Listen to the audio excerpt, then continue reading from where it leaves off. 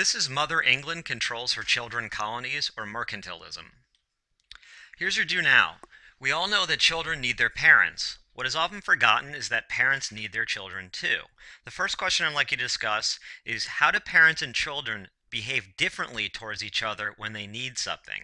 When you need something from your mom or dad, how do you go about getting it or asking for it? And when your parents need something from you, how do they go about getting it? What's the difference there? All right, my second question is why? Why is there a difference in behavior, assuming there is? Why do your parents treat you differently when they want something from you than when you want something from them? And my last question is whose behavior is more right? Who's more appropriate or who's more mature? Is it better? Do they handle it better? Is it a more responsible, mature, productive means when your parents want something from you? Or is it more mature and responsible and productive when you want something from them? What are the flaws in each side's thinking, each side's approach? What are the benefits in each side's approach? Who's right? Your parents, parents or children? You tell me. All right, so what is mercantilism? Mercantilism is an economic theory practiced in Europe. And what is the main idea? The main idea is that hard money equals wealth and power. So the first thing I want to do is tell you what is meant by hard money and how it's different. Hard money is different from soft money. All right, so I want you to picture a quarter, just a regular old American quarter. And I want you to picture me banging it on the chalkboard. That is actually soft money. An American quarter would be soft money. Soft money has nothing to do with the texture of the money. Just because it's a quarter is hard doesn't mean it's actually quote unquote hard money. All right. I also want you to picture a dollar bill. A dollar bill is also, an American dollar bill is also soft money.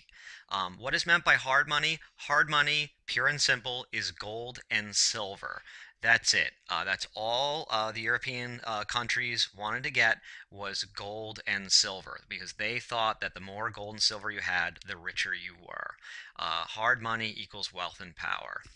All right, so what were the goals for European countries? One, to get as much of it as possible, and then second of all, to keep it in the empire. All right, that's the idea. That's what European economics was all about. All right, so brainstorm. Now that we know that the idea behind mercantilism is to gain as much money as possible and then keep it.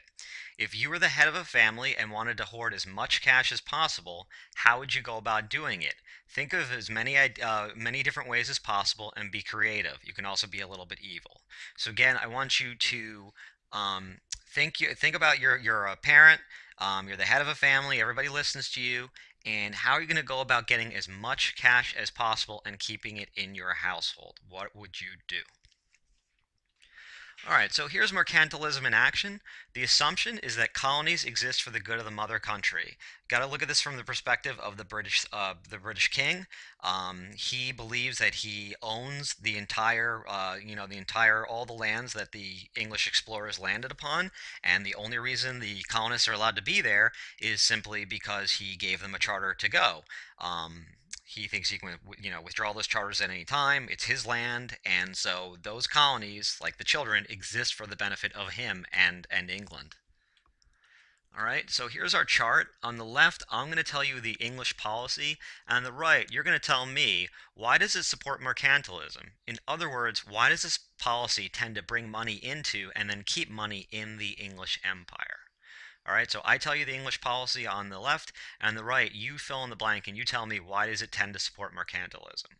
All right, the first English policy, or the first rule from the parents to the children, was that colonial raw materials could only be traded to England. So if you are an English colonist, you live in any one of the English colonies at the time, you're in America, and you grow something that could be useful to England, you can only trade that material to England. That's it. So you tell me on the first blank right here, why would that tend to bring money into England, hard money, gold and silver into England, and keep it there? Why would they make a rule that's saying anything that the children grow can only be traded to the parents? All right, the second provision, the second rule the parents or England passed on their children or the colonists was that number two is that the colonists were expected to grow cash crops. What are cash crops? They're things like tobacco and sugar. They're crops that are unnecessary for survival but are grown for profit. All right, so tobacco and sugar are very, very profitable, but you're not going to be able to survive very long just smoking cigarettes or just eating sugar. But so the question is again, the English said to the colonists, you must grow cash crops. And why would that tend to support mercantilism? Why would that tend to bring money into and keep money into the English Empire? All right, and finally, the third rule that the parents passed on the children was that other European countries must stop in England before trading with the colonies, and colonies must only buy English goods. All right, so any other European country, they want to go trade with the North American colonists, say France, say Spain, uh, doesn't matter. You have to stop in England first before you go to North America. Why is that going to support mercantilism? And why would it support mercantilism that the colonists can only buy English goods? All right, so those are the three rules that in mercantilism that the English had for their children, the colonists. All right, so the point of this lesson and the more subjective fun part is going to be mercantilism and its impacts. Was this more fair or unfair? This is where we come to the beginning of the lesson. We're going to see were the rules of the parents fair that they placed on their children. Were they more fair or were they more unfair? I think most of you would be willing to accept that parents have the right to place rules on their children, but not if they're too extreme, and also not if they're too liberal. You can't say, oh, you can come back at any time, maybe even 4 o'clock in the morning. That'd be too liberal, and you're not allowed out at all, and you're not allowed any video games. You're not allowed a cell phone, and you have to stay at home, and you can't have any friends. Would be too strict. That would be too strict. So we're gonna do mercantilism and its impacts, fair or unfair. All right. So let's start with the fair side. All right, why was mercantilism fair? Why were the rules that England passed fair? All right, the first reason is that it provided a guaranteed market and money for the colonies with no risk of business failure. Essentially speaking, the colonists are always going to have a market in England to buy their goods. If they were trying to compete on the world market, who knows? They might have lost a lot of money. But if you grow some cash crops, people in England are going to buy them. So the colonists are not going to go broke. They're going to have a guaranteed market. People in England are going to buy their stuff. All right, the second reason is that the colonists are going to get free military protection. And think about why. What does being a colony have to do with earning military protection under mercantilism? Think about that. Why would England be willing to protect their colonies for free? Regardless of the answer, it's a pretty sweet deal. Being in the colonial times, it's a dangerous time. Um, and you're going to get free military protection from things like pirates. England has the greatest navy in the world at this time, and you're not going to pay a dime for that protection. The third reason why mercantilism is fair is that the colonies were owned by England. In other words, why shouldn't we be able to get a profit from you? Again, the king believes he owns the colonies and he can do with them what he wants, and that's the whole reason he sent the colonists over to North America in the first place, and he can pass rules over them. So it seems pretty fair to me. And finally, the colonists were likely to trade with England anyway. Even without these rules that say the colonists can't trade with anybody else, the colonists were probably going to trade with England anyway. My question for discussion is, why do you think that the colonists would probably trade almost only with England even without mercantilism in place? Think about the time and place the colonists were in. Why would they almost exclusively trade with England anyway, even without the parents' rules? All right, so that is why mercantilism was fair, according to this argument. All right, let's do the other side. Let's do unfair. All right, the first reason that mercantilism was unfair from the colonist perspective is a lack of economic freedom. Americans, even today, both back then and today, love economic freedom. We don't like being told what business we have to operate or where we can buy or sell goods.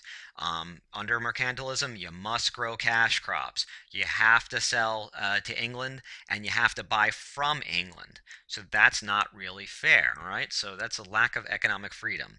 This still resonates with us, many Americans today. I should be able, it's my money, it's my time, it's my labor. I should be able to buy and sell where I want, what I want. The second reason is that the prices for the items Americans sold was way down. And why do you think that was? Why couldn't the colonists simply hold out and not sell to England if the price was too low? All right, think about that. But answer that question. But regardless of the answer, the prices for the items you sell are going to be way, way down. Um, Similarly, following along those lines, the prices for the items you buy are going to go way, way up. And why do you think that is?